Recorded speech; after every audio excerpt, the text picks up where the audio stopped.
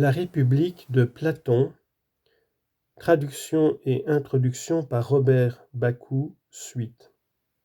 Le personnage de Thrasymachs, suite. Aussi ne nous étonnons point de le voir, Thrasymachs, caricaturé au premier livre de la République.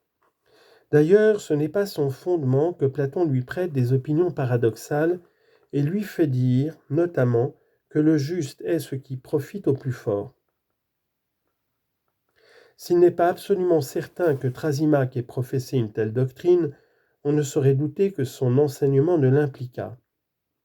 Habitué comme tous les faux sages à défendre avec la même virtuosité les thèses les plus contradictoires, il ne devait soustraire aux atteintes du doute qu'une conception très grossière de l'intérêt personnel.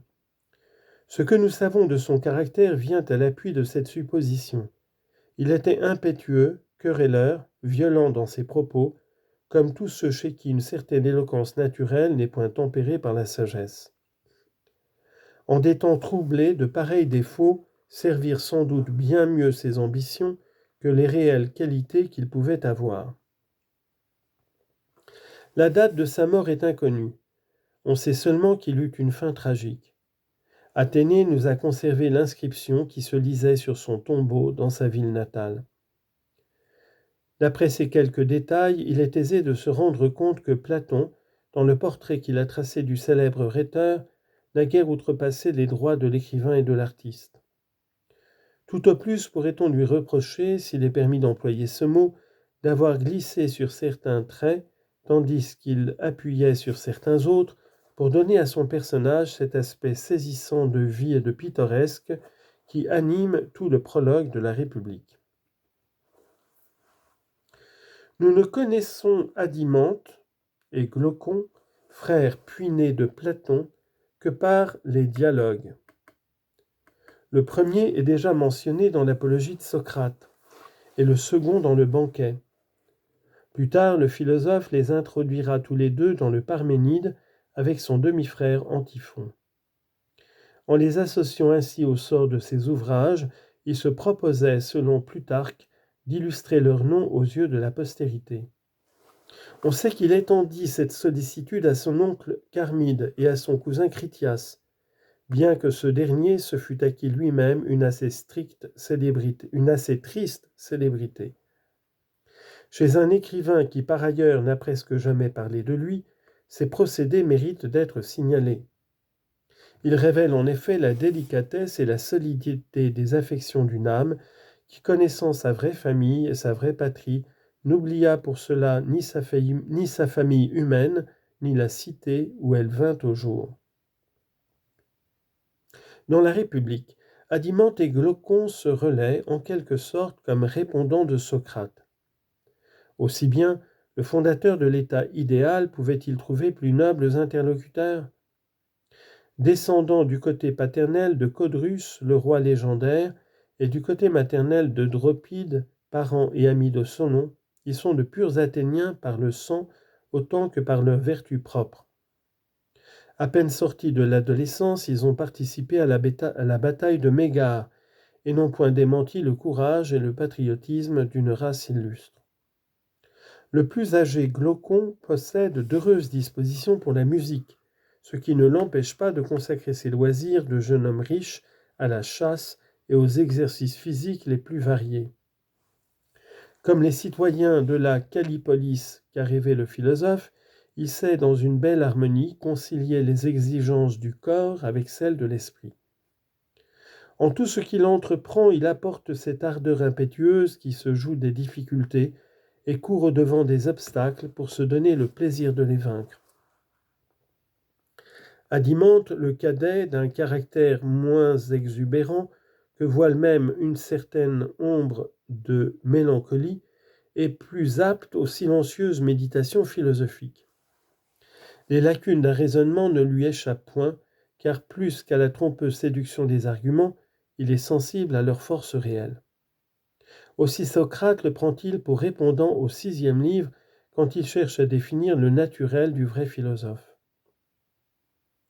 Trop bien nés l'un et l'autre pour nourrir des ambitions grossières, Ils s'appliquent comme au seul but digne d'eux à la poursuite de la sagesse. Tels que Platon nous les a peints, ils sont en un mot les parfaits représentants de cette jeunesse en qui Socrate avait su faire jaillir l'étincelle du véritable amour qui, au-delà des formes sensibles, vise à la connaissance des plus hautes réalités.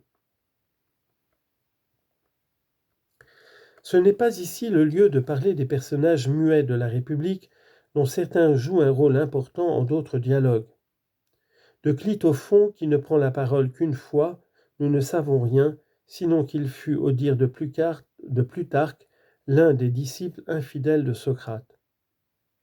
Le dialogue qui porte son nom et où il expose les objections que les orateurs et les hommes politiques faisaient à la morale de son maître est aujourd'hui regardé comme inauthentique. Quant au Socrate de la République, il n'a qu'une lointaine ressemblance avec le Socrate historique des premiers dialogues et des mémorables de Xénophon. Tout en conservant sa divine bonhomie et cette ironie qui n'est que la vive forme de sa bonté, il est devenu l'interprète des plus sublimes conceptions du fondateur de l'Académie. 4. Première partie, le prologue. Le dialogue s'ouvre sur un tableau plein de grandeur dans sa simplicité. Autour du vieillard Céphale viennent se grouper ses fils, Socrate et quelques-uns des disciples de ce dernier. La conversation s'engage sur le bonheur que goûte au déclin de la vie l'homme modéré dans ses désirs. Ce bonheur, certains qui regrettent les plaisirs de la jeunesse ne peuvent en comprendre le charme et la sérénité. Le souvenir toujours vivant de leur force passée accuse cruellement leur déchéance présente. Mais c'est injustement qu'ils se plaignent du sort, car au vieillard convient une douce résignation, allégée d'ailleurs par l'espoir des récompenses qu'il recevra au royaume d'Hadès. Pourtant, dira-t-on, la tranquillité que procure une grande fortune n'est point étrangère à cette résignation. C'est chose aisée, en effet, quand on est riche, de supporter ou d'oublier les maux de l'âge. Sans doute répondra Céphale, mais il est aussi difficile de rester sage au sein de la richesse que de le devenir au sein de la pauvreté, et celui qui n'obéit qu'à ses désirs ignore la paix de l'âme dans l'un comme dans l'autre cas. Assurément, la possession des biens matériels a pour l'honnête homme d'incontestables avantages. On remarquera cependant que ce sont des avantages moraux. D'abord, elle permet de pratiquer la justice. Ensuite, de rendre aux dieux un culte décent. Seul moyen de bien vivre en ce monde est de le quitter avec une conscience pure. Mais, demande Socrate, quelle est cette justice qui met l'homme d'accord avec lui-même et avec les dieux immortels ? Ainsi, dès le début se trouve posée en termes familiers la question sur laquelle portera tout l'entretien.